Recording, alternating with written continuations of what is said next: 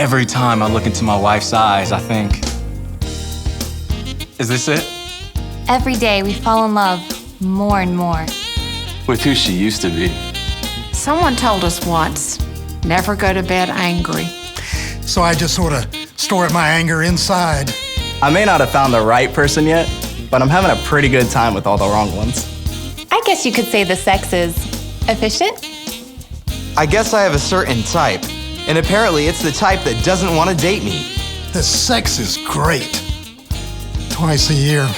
I'm deeply in love with everything about her body. I thought I was supposed to have more sex when I got married. Now she falls asleep before I can put the moves on. If it hadn't have been for my marriage, I might have gone through my whole life without realizing my flaws. Every single flaw.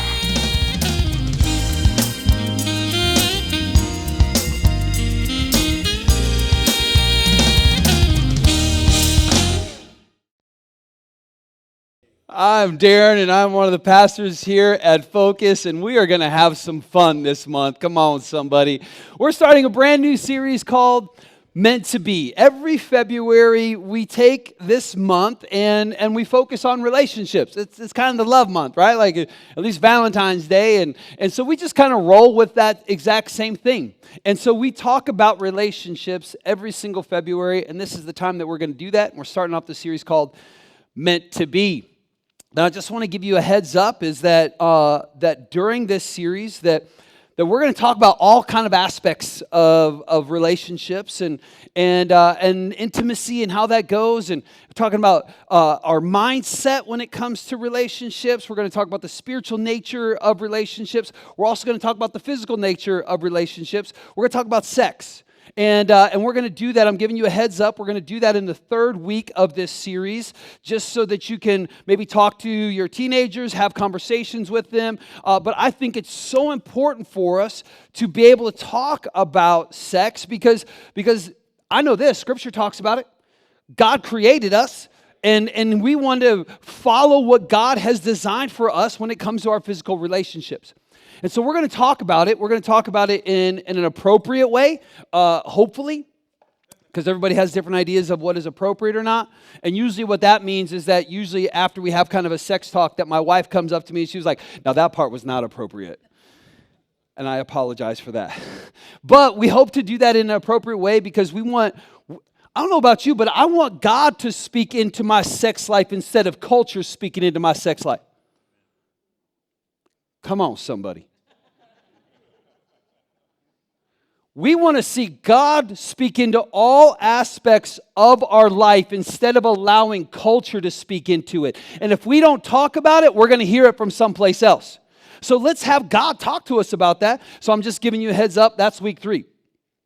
Today you can relax a little bit. Some of y'all are like, we're getting into it right away. No, today we're going to be able to talk about some incredible things, but in week 3, I'm just giving you a heads up that we're going to talk about that. So have a conversation with your teenager, have them come in here, and then that'll open the door for you to have conversations later on.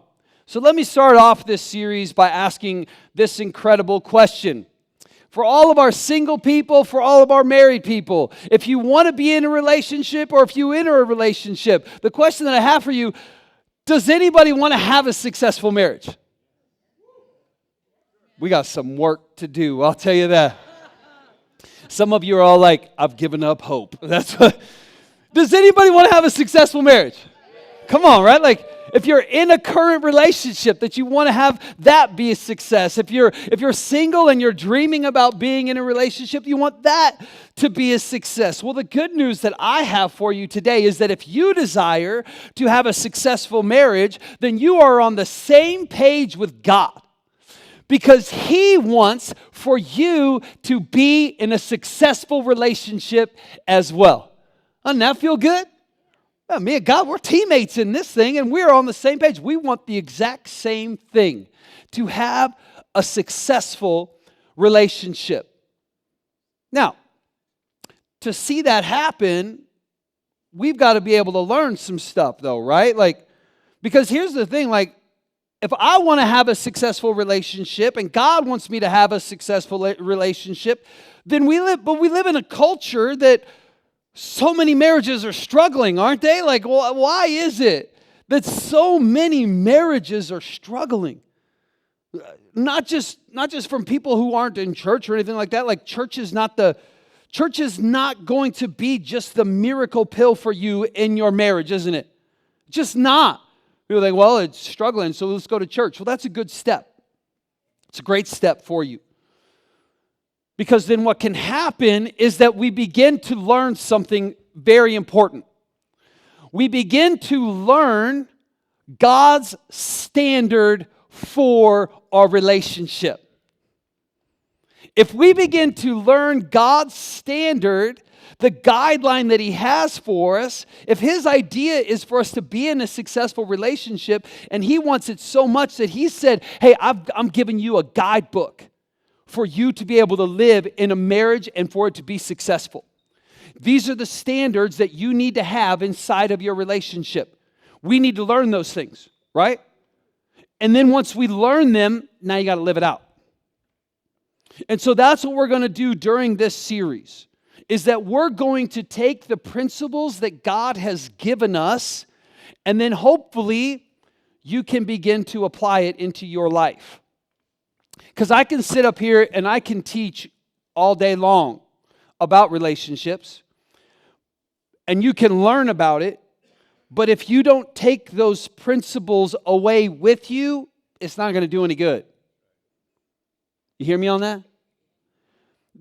I think that there's too many times that we're sitting there in a relationship, in a marriage that is just struggling, it's hurting.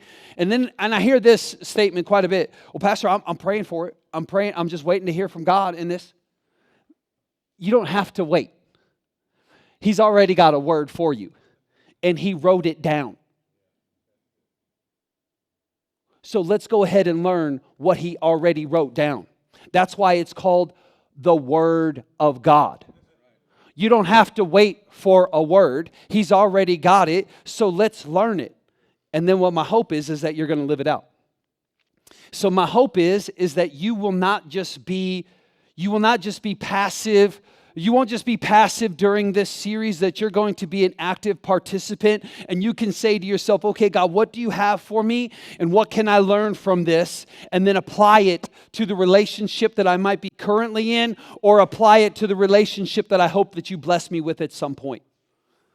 But we've got to be able to learn His standard.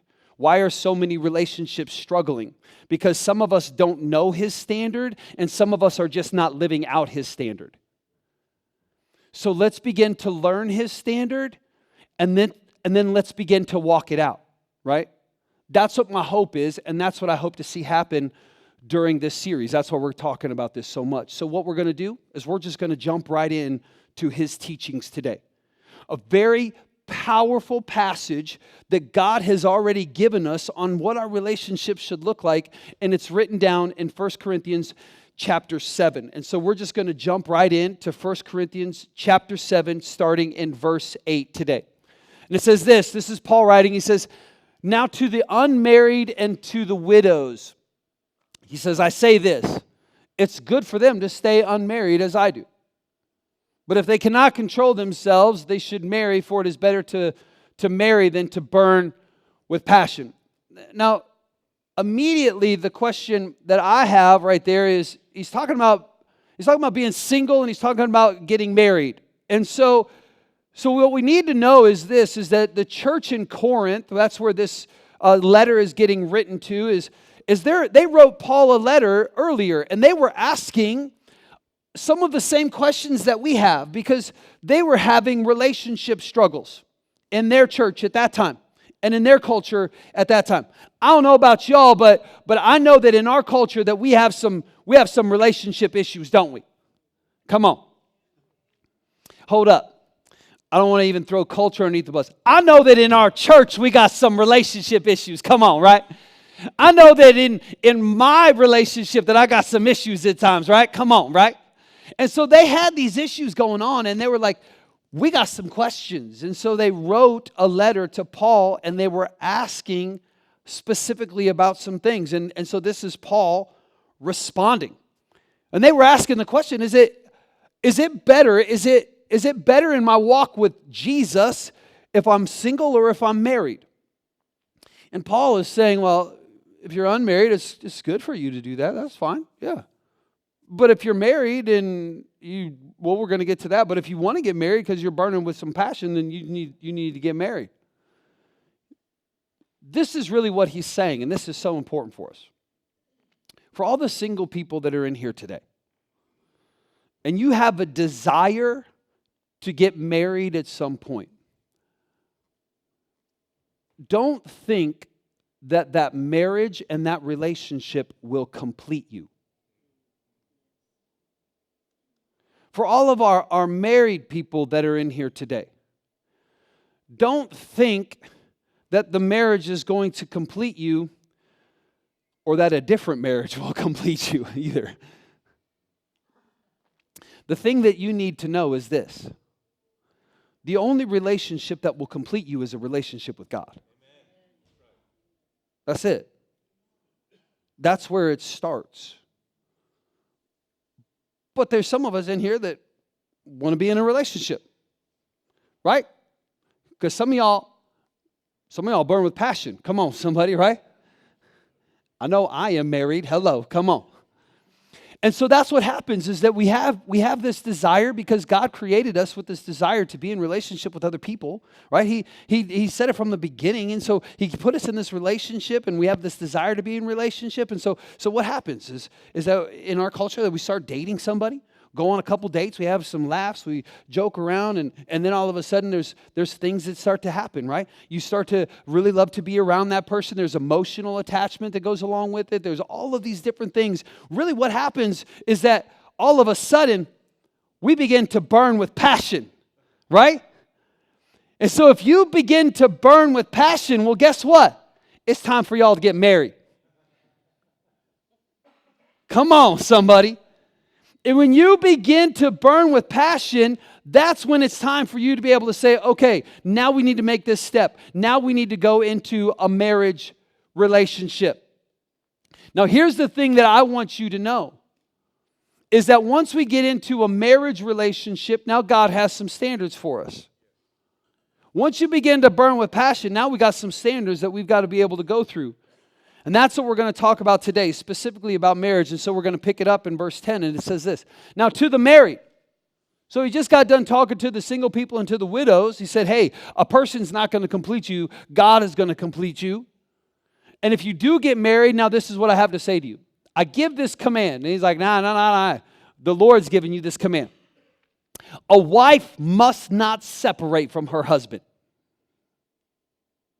That's a different standard than what we have in culture today. Must not. But if she does, she must remain unmarried or else be reconciled to her husband. And a husband must not divorce his wife. What I want you to know today is that God's standard when it comes to marriage is this. Marriage is permanent. Marriage is permanent. That's what God's standard is. Now, what I wanted to let you know right away is that God also has placed inside of Scripture biblical grounds for divorce. They're there. Infidelity, adultery, abuse. Those are things that we can look at and say, yeah, you're not in a place where your own safety is concerned. There needs to be some separation there. But God's standard in our relationships is that marriage is meant to be permanent. But we don't live in a culture that teaches us that. So let's begin to unpack that today a little bit. I'm telling you, like I said, this is what God's standard is. We're not going to back away from it. In fact, that's the way He designed it at the very beginning. Genesis 2:24 says this. That is why a man leaves his father and mother and is united to his wife, and they become one flesh. The two become one. And Jesus backs up this teaching. He doesn't play around with this teaching in Matthew chapter 19. He said, hey, haven't you read that at the beginning the Creator made them male and female and said, for this reason, a man will leave his father and mother and be united to his wife, and the two will become one flesh. So they are no longer two, but one flesh. Therefore, what God has joined together, let no one separate. The two have become one. And when there's a separation, man, it rips you apart, doesn't it? And some of you in here today who have had the unfortunate circumstance to go through a divorce and go through a separation, it ripped you apart, didn't it? You know this to be true because you've walked it out emotionally. It rips you apart because that's not what God's standard is. That's not how He meant for our relationships to flow. That's not how we're supposed to live. So if we're not supposed to live in this situation where we see culturally that it happens all over the place, maybe some of us have even dealt with that inside of our own lives, then how? Like, how does this happen? How do relationships go from a place where there was once so much passion that you said, we want to be in a relationship for the rest of our lives together, till death do us part, right? We lived happily ever after, right? Like, who does that? It's more like we lived in turmoil for a number of years until we finally separated. That's what it feels like anymore, right? How does this happen? If we were once so passionate about each other and we wanted to get married, and then all of a sudden we find ourselves in a place where it's just constant bickering, it's constant fighting, or we don't even know what happened, and now all of a sudden we're living in separation or we're living in divorce. We all have seen that, maybe experienced it. We know people here, everywhere. Why is it? Why is it that this happens? Well, that's the question that we've got to be able to look at.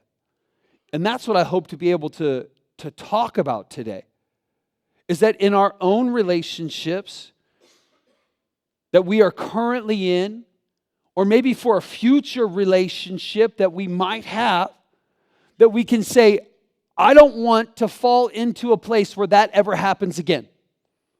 For those of you that have gone through a divorce, I know that you have said, I don't ever want to go through that again, right? I don't ever want to experience that again. For those of you that are single, you're not sitting there dreaming about having a relationship, having a marriage, and saying, well, you know what, I'm going to love it for a couple of years, and then when it's gone, then I can't wait for the next one. Nobody goes into the relationship thinking that. Nobody wants to be able to be in that place like that. So how does this happen? I think that there are some amazing factors that can play into every single one of our lives and every single one of our relationships. And if we are not careful, these factors can destroy the relationships that we're currently in, or maybe the possibility of a future relationship. And so what I want to do is I want to talk about these factors, hopefully bring some light to it, and then hopefully also make sure that each of us that are possibly in a healthy and great relationship, that we're mindful that these will never become factors inside of our relationship as well. The very first one that I think that helps move away, a factor that moves us away from being passionate in a passionate relationship and a successful relationship, and all of a sudden brings us to a place where we're separated and divorced and rips us in half. I think the very first factor is this. It's when our celebration becomes our frustration. It's when our celebration becomes a frustration. And I remember when Jenny and I, when we first started dating, and the very first date that we went on, I went and picked her up, and I took her to Ruby Tuesdays. Come on, somebody. Big spender over here, man. Some Ruby Tuesdays. I love that salad food bar that they had. Come on, it was fantastic. I'm so thankful that my wife is still a cheap date today. Come on now. That's a good thing. I'm not saying that as a bad thing. That's a good thing. I remember the first date that we went on, and after we were sitting there for a little while, the server came and picked up our plates and brought them away. And I looked down at the table because we were sitting across from each other because anybody who sits right next to each other when there's just the two of you, that's weird, man. I'm just saying. And if you're that person, if you're that couple, I love you very much. It's just weird, man. Come on. And I remember looking at the table, and there was this, it looked like this clean line that went just right across the table. And on my side of the line, on my side of the table, was just one nicely folded napkin. And on her side of the table, it looked like a war zone had happened over there. There were crumbs everywhere. There was ranch dressing on the thing. Like, I was like, what happened? Like, on my side, there's nothing. It's nice and clean. And on her side, I was like, that's a mess. And when we were dating, I thought to myself, isn't that cute? Look how cute that is. She's just so comfortable around me. Is she just going to eat like that? Like, it's so cute. Great. And then we got married. And about 2 years into us being married, there's something that you need to know about Jenny and myself is that we believe in making the bed. Come on. You get up in the morning and you make the bed. Because then it looks great for the rest of the day. How long does it take to make the bed? Like 30 seconds. Come on. That's worth it. That's worth it to me. It looks great for the rest of the day. And not only does it look great for the rest of the day, it looks great when I'm getting into it at night too. It just, come on, take the 30 seconds. That's just me. That is not the Lord saying that to you right now. That's just me, all right? And so when we were first married, Jenny was the one that got up. She was an early riser. She was teaching at the time, and so she had to get up much earlier than I did. So then it was me making the bed every single day. Did it with a joy inside of my heart. Love it, making the bed. It was fantastic. Joy in my heart, except for one thing. Is that every time I would begin to make the bed, I'd walk over to her side of the bed, and I would make the bed, that's fine, but on the floor next to the bed was something that drove me absolutely bonkers. And I got so frustrated with her dirty socks sitting on the floor every single day.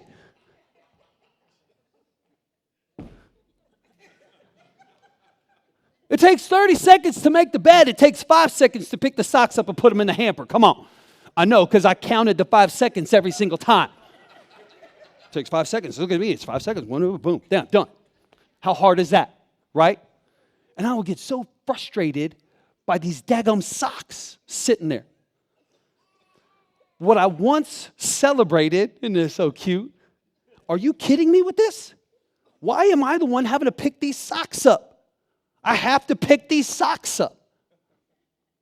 And then all of a sudden, something hit me one day. I said, I have to pick up her socks every day. And then it hit me. They're her socks. They're her socks that I get to share my life with. And then all of a sudden, instead of the frustration of picking up socks, I didn't say I have to pick up her socks. I get to pick up her socks. And it changed my mindset. And from that time on, even to this day, when I walk over to her side of the bed, there's part of my heart that even says, I hope her socks are on the floor. Because I get to pick up her socks. And I hope when I'm 87 years old that I get to pick up her socks. Our frustration, our celebration turns into frustration. It's like that 80-20 rule. There's 80% of somebody that we love. We love everything. 80% of that is just, but we're not focused on the 80%. We're focused on the 20% that drives us crazy. And what you're focused on is what you're going to find. And you're going to find faults. You can find a fault in every single person. Instead of being frustrated with those little tiny things, instead begin to celebrate them. And still don't be frustrated with it. Instead, begin to celebrate what's going on. Change your mindset. Instead of, I have to, I get to. I get to. And it'll change the perception of your relationship. Why is it that our passion soon falls away and we find ourselves in a place where we just don't even want to be in that relationship? The first factor, I think, is because our celebration turns into frustration. We got to make sure that that factor doesn't resonate inside of each and every single one of us. If you're in a relationship today, don't let that factor be part of it. If you hope to be in a relationship in the future, make sure that you never get to a place where you're just frustrated by those little things. Celebrate what's going on inside of each person. The second factor that I think is so dangerous for us is when we begin to get into the mindset when we becomes me. When we becomes me. When Jenny and I, when we were dating, I had my friends and she had her friends. I had my hobbies and she had her hobbies. I had my work and she had her work. When we got married, I have our friends. We have our friends. We have our interests. We have our hobbies. We don't have my money and her money. We have our finances. We becomes me, and when that factor starts to play out in a relationship, you're living two separate lives. And that's not what God has for any of us. You get into a relationship. There's an amazing story that happens when Jesus is walking this earth. He's beginning to heal people all over. And word is spreading that he's healing people. Well, there were these four friends that had a friend of theirs that was paralyzed. He couldn't walk, and they wanted to be able to pick him up and take him to Jesus and have him get healed. Come on, right? Like, those are good friends to be able to have. Well, they get to Jesus, and a lot of other people had heard about the healing that was taking place, and so they all wanted to be around Jesus as well. And so these four men, they're carrying their friend, and then they realize, we can't see Jesus because the crowds are too big. That didn't deter them. They said, we're going to do something that nobody else has done. Jesus is inside of that building right now. We can't even get into that building. And so what we're going to do is we're going to climb up onto the roof of the building. We're going to cut a hole in the roof of it, and then we're going to lower our friend down to be able to see Jesus. And those are powerful friends right there. And when Jesus begins to see this thing happen, I wonder if it was when the hole was getting cut. Like, was it because he had some stucco was falling on the head, or just when the body came down? I don't know when it was, but Jesus was amazed by it. And what he was amazed by was the faith of their friends. 1 Corinthians chapter 7 says this, "To the rest I say, I, not the Lord, if any brother has a wife who is not a believer and she is willing to live with him, he must not divorce her. And if a woman has a husband who is not a believer and he is willing to live with her, she must not divorce him."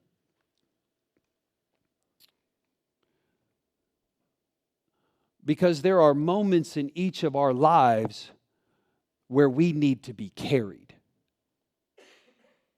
There are moments in each of our lives when we struggle. And when we are struggling, that's when it's easy for us to be able to say, I can't carry you any longer. And what was once a we has now become a me.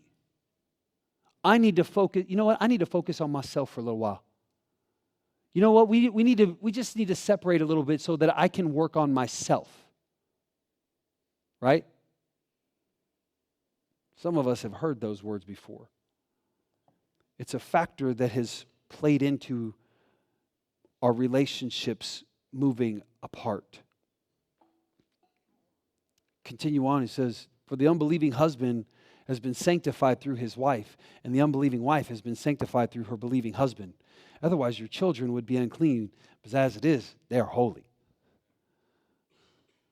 Because there's times that each of us need to be carried. And we need the support of a we.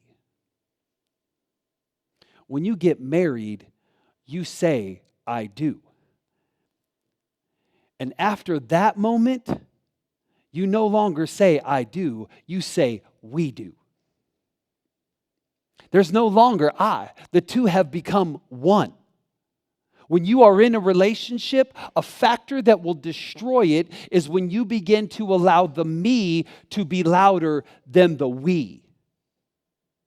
God's standard for us is that the two become one. Don't live in a me.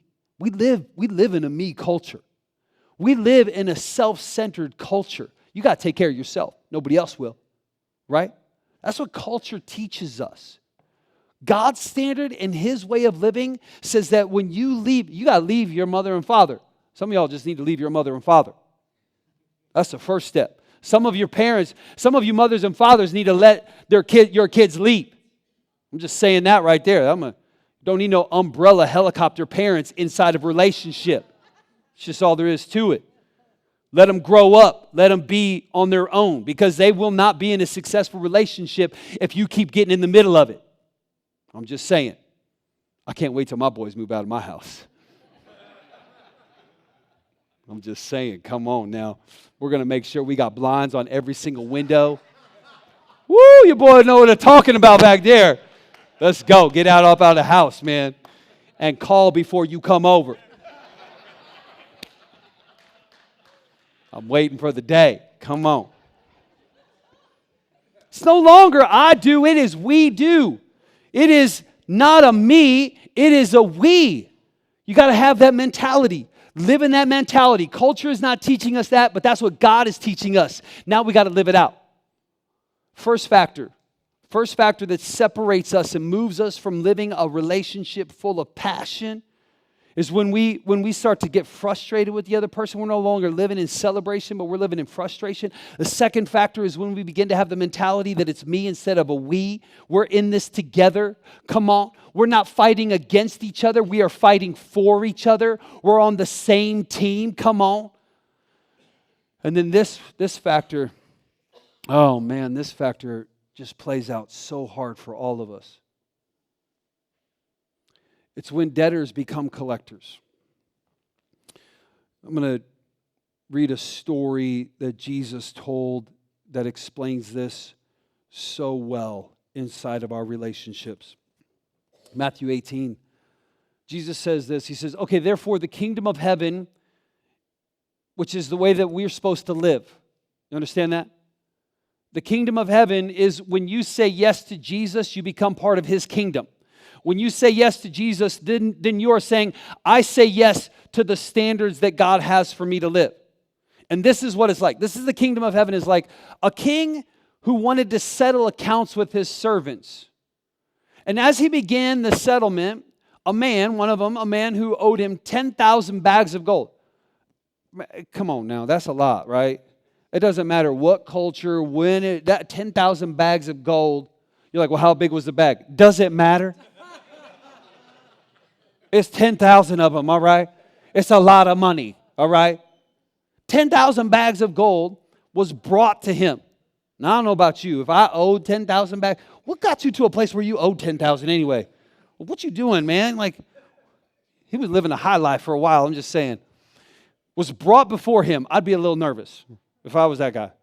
But since he was not able to pay, I can't pay, but I'll put a little bit on it. I ain't got it right now. I'll put a little bit on it. My man knows what I'm talking about. Come on, somebody. It's an inside joke, I guess. It's just you and me, Seamus. That's all it is. My man, we'll laugh about it later. Everybody else is like, what you talking about? Just ask me later. Anyway, since he was not able to pay, the master ordered that he and his wife and his children, that's everybody, and all be sold to repay the debt. Whew. I'm nervous. My heart is skipping a beat in this moment if I'm this man. How does this man respond? At this, the servant fell on his knees before him and he says, please be patient with me. He begged, I will pay back everything. And then the servant's master took pity on him and canceled the debt. Come on, somebody.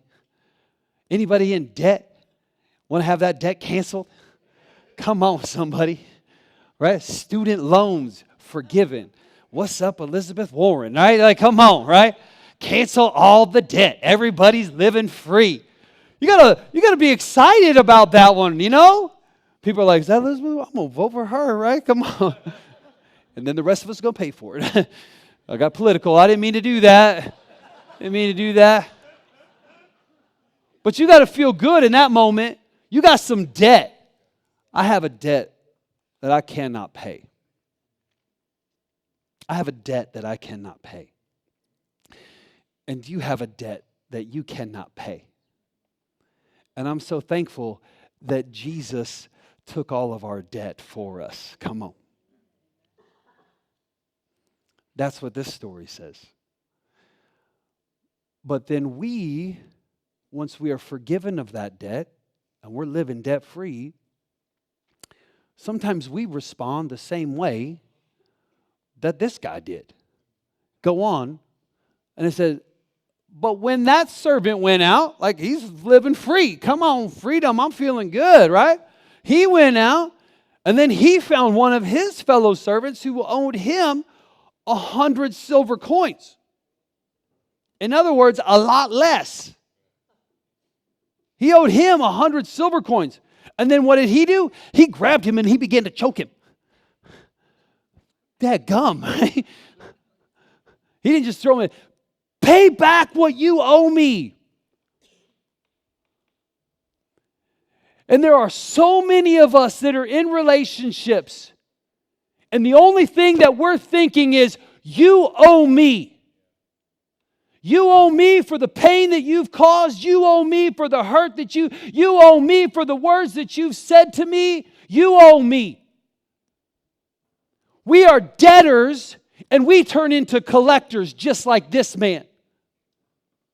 You owe me, he demanded, and his fellow servant fell to his knees and begged him, but please be patient with me, and I will pay you back. And instead of responding like the king, how do we continue? He refused. I refuse. You say you're sorry? I've heard that before. You're asking for forgiveness? Yeah, then why are we asking for forgiveness for the same thing that we've had this conversation? We've had it a million times. I don't forgive you anymore. And we refuse.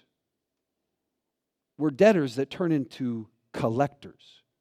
You owe me for all of the pain that you have caused me. You want forgiveness? I refuse. Instead, he went off and had the man thrown into prison until he could pay the debt. I'm going to keep you in a prison of pain until I feel like you've done enough. Make sure that you settle the words that you said to me. Oh, yeah. Oh, I'm going to make you pay for that. You're going to be in the doghouse until you, right? We're debtors that have turned into collectors, and we refuse to get past it. Like, well, I've tried to get past it, and it just keeps coming up again. I know because I'm a sinner too. I know because I continue to sin against my God who loves me so much. And I know that we cause pain to each other, and I know that I cause pain to my God and to my wife. And it would be so easy for none of us to ever receive forgiveness. Go on. And the master called the servant in. He said, boy, you wicked servant. I hope none of us hear that. I hope that we hear, well done, my good and faithful servant. But he said, you wicked servant, I canceled all that debt of yours because you begged me. Shouldn't you have mercy on your fellow servant just as I had on you? Shouldn't we have mercy on the relationship that's the closest to us? Shouldn't we have mercy and forgiveness in a marriage? Mercy to our wife, mercy to our husband. Instead of having mercy on them, we turn them into our punching bag, don't we? Our emotional punching bag. Oh, you hurt me, I'm going to hurt you back because you owe me. And it's a cycle that just continues to spin out of control until once a couple that was so passionate about it no longer even wants to look at each other anymore. That's what culture's trying to do. That's why it's so easy for us to be able to see relationships that are broken all over the place. Everybody else is doing it? Yeah. Even for ourselves, when we know God's standard, we don't always live it out, do we? We've got to have a change in our mindset. Don't become a collector of payment of pain.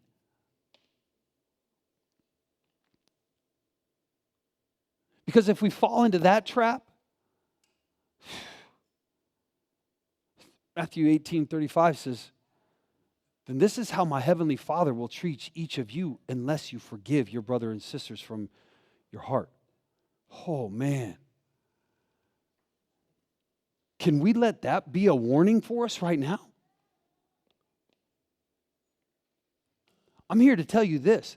Unforgiveness will destroy you more than the hurt that has gone before you. Hurt hurts, and it is painful, but unforgiveness will destroy you from the inside out. And if we don't hear this warning that Jesus teaches us, some of us who are sitting in here today even have the possibility of God saying, well, you never forgive anybody else. Your heart is hardened towards me because it's hardened towards everybody else. Don't allow unforgiveness into your heart. Don't allow unforgiveness into your relationship. Don't allow unforgiveness into your marriage. Why am I saying that? Because God is saying it. Live it out. That's His standard. Now we need to live it out. Factors that contribute us from going from a passionate relationship to a relationship that is separating. It's when we begin to be more frustrated than celebrating each other. Our celebration turns into frustration. It's when we becomes a me and we're so self-focused on everything that's going on inside of me. When all of a sudden my mindset of being a debtor turns into being a collector and you owe me. And then this final factor that I think is so big in our culture today is that when a covenant relationship becomes a contractual relationship. When a covenant becomes a contract. A covenant is not really a word that we use a whole lot. It's not something that many of us even understand, but in the Old Testament, a covenant relationship was incredibly important. Because what was happening is that two people were joining into an agreement with each other, and they would have a legal agreement, but then there was also a spiritual agreement that would take place, going from a contractual relationship to a covenant relationship. And how they would do it, how they would move into a covenant relationship, it's pretty wild. These are the moments that I'm so thankful that God had me be born in right now, in modern day, than in the Old Testament, because they lived pretty crazy back then. I'm just letting y'all know. This is how they decided to say, we're going to move from just a legal contractual relationship agreement and move into a covenant agreement. They would take a bull, and then they would cut the bull in half. And then they would take one side of the bull and lay it on one side, and then they take the other side of the bull and lay it on the other side, and then they would take all of the guts on the inside, and they'd put that right in the middle. Some of y'all are like, I'm thankful we do live. I'm glad I don't have neighbors like that, right? So then they would put the guts in the middle. And then what they would do is then they would walk through the inside of the bull, back and forth 7 times. They would do that. And what they were saying was that we have now entered into a covenant relationship. And if I break my side of this relationship, then what had just happened to this bull, let it happen to me as well. That's serious. And that's the relationship that a marriage should walk in, is a covenant relationship. Because Scripture teaches us that a marriage relationship is an example of the relationship that we have with God. And He has entered into a covenant relationship with us. When we say yes to Jesus, He's like, I'm all in. I'm all in. When you get married, you say, I'm all in. And you are no longer in a contractual relationship. You are in a covenant relationship. A contractual relationship is like, that's based off of mistrust. Like, I'm cool being in this relationship, but I don't trust you. You make sure that you do your side of it, and then I'll fulfill my side. My wife and I, before we were married, the very first legal agreement that we signed together was not our marriage license, but it was our family plan with Singular. Come on. Way before AT&T. Y'all remember Singular with that dude that was out like that? You know, that was our very first one, man. We were poor college students. Let's save some money. Let's get a joint cell phone plan. Come on, right? And we have been with Singular and AT&T ever since. I love it, man. AT&T's been good to us. Sometimes. When we first moved out to Eastmark, I was like, where is it? Come on, man. Where the bars at? Y'all know what I'm talking about, right? Like, this is ridiculous. It's getting a little better, But AT&T's been pretty good to us. And I'm so thankful, man. We've been with them for a long time. But I will tell you this. I don't trust AT&T, right? I'm so thankful that they continue to give us coverage. They give us cell coverage. They give us Wi-Fi, all that kind of stuff. I think my boys they're more thankful of the Wi-Fi than I am, right? But I'm thankful for that. But they provide that for me when I give them money. And so when I give them money every single month, then they provide the service for me. They don't provide the service for me out of the goodness of their own heart. Like, if I don't send them money, they're not going to be like, it's okay. It's okay. It's all right. If they don't, if like I got outside and like I got nothing, I'm not sticking around with AT&T anymore. You know, like, hello Verizon, let's go. Sprint or something. I don't know, whatever. I'm probably going to go with Sprint. They're just horrible, aren't they? Some of you have had Sprint before, and you're like, this was a dumb idea. Why am I talking about this stuff? I don't know. Anyway, that's a contractual relationship. It's based off of mistrust. And it's saying, if you don't fulfill your side of the bargain, I'm out.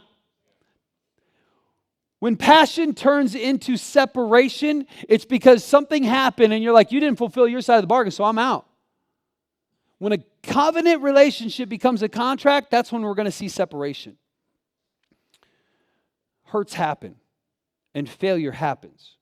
If you're in a relationship, you're in a place where you're going to get hurt at some point. If you're in a relationship, you're in a place where somebody's going to fail you. And I'm here today to tell you this. Every single one of those hurts is an opportunity for you to leave.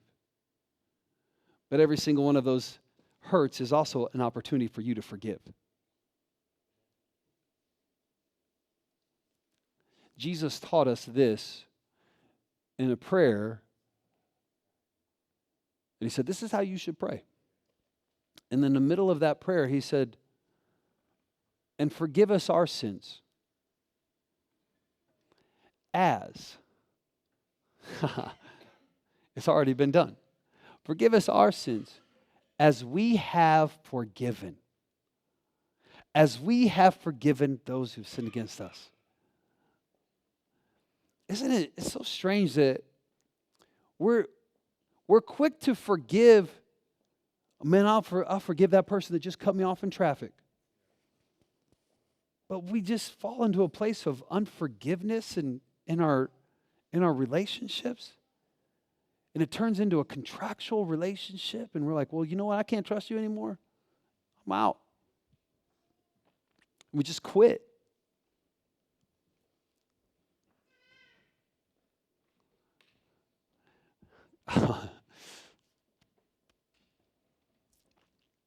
Jesus didn't quit on you. Don't quit on your relationship. Jesus didn't quit on you. He doesn't continue to quit on you. When we sin against him, he doesn't quit on us. When we ask for forgiveness, boom, done. As far as the east is from the west. Every single time, boom, gone. Don't hold on. Don't hold on to the pain. Don't hold on to the hurt. Don't hold on to mistrust. It's going to destroy you. And it's going to destroy your relationship. You want to be in a place and have a successful marriage, have a successful relationship? Know God's standard. And what is his standard? That marriage is meant to be permanent. Go through the ups and the downs. Go through the mountaintops and the valleys. And you do it together. You do it together. Well, you don't know the hurt that's been caused me. I don't, but God does. And he's been hurt more than you have. He's been bloodied and he's been beaten emotionally and spiritually just as you have. But Jesus didn't quit on you, so don't you quit on it. Don't you quit on it. Work through it. Walk through it. Say yes to your marriage. Say yes the first time. Say yes every single day. You wake up and you're like, I'm in this thing. It's hard right now. But I know that God is for us. I know that he is fighting for us. And so I'm going to fight for us as well. Marriage is permanent. And I'm going to walk in that standard. I'm going to live in that standard. This is really hard and it's difficult. But it's worth it. It's going to be worth it. The good news that I have for you is that if you look at any successful relationship, somebody who's been married 30, 40, 50, maybe even 60 years, and they're going to tell you there have been hurts along the road. There have been some obstacles that we have overcome. There were days that I didn't know if we were going to make it, and that day was yesterday. But we know God's standard, and we are in a covenant relationship. We are in a covenant relationship. And I will continue to celebrate this person that God has put inside of my life. I will continue to make sure that I have sinned against them. And I will not try to collect a debt, but I will continue to ask for forgiveness. And I hope that that forgiveness is freely given because I know that I'm going to freely give as well. We're in a covenant relationship. And I'm not going to have the mindset that pushes me the way that culture's trying to push me. My mindset is going to be on God's standard. And we're going to live it out. We're going to be bullheaded. We're going to be stubborn about this. We're going to live out God's standard. And nobody's telling us differently. Church, would you please stand with me today? The good news that I have for you is that if you're in this factor, if you're in one of these factors right now, where you're sitting there and you're so frustrated, I'm so frustrated with them. I'm so frustrated with this mess.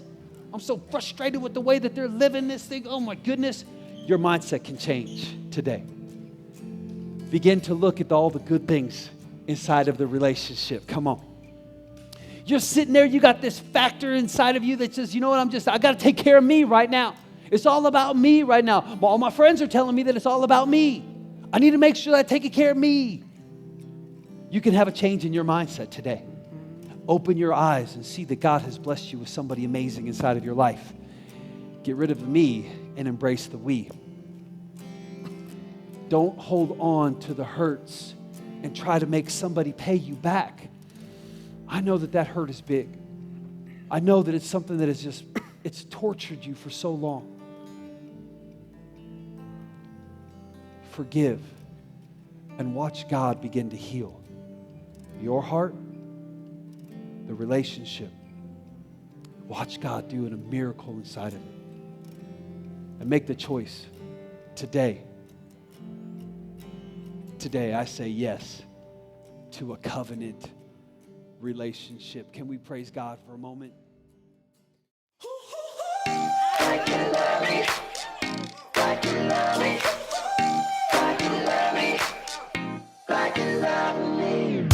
Always something trying to steal my mood. My crazy thoughts trying to kill